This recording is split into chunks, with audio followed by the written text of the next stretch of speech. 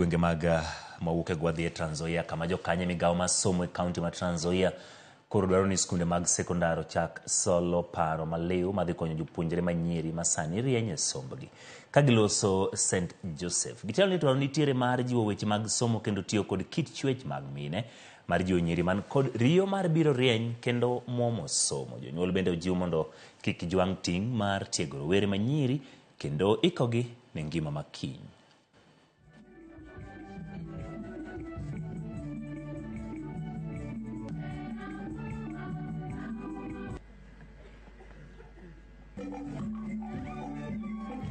The old girls, you've been challenged. You have a responsibility to mentor these girls, to be part of this school, to identify with this school and impact.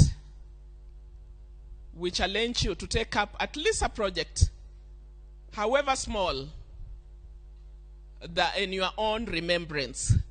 Kuna wale ambao watapewa nafasi katika kielimu waingie kwa zile university na colleges. Wengine watapata labda mapato kupitia kwa mikono yao. Tuingie kwa taaluma mbalimbali ili pia nasi tunawiri.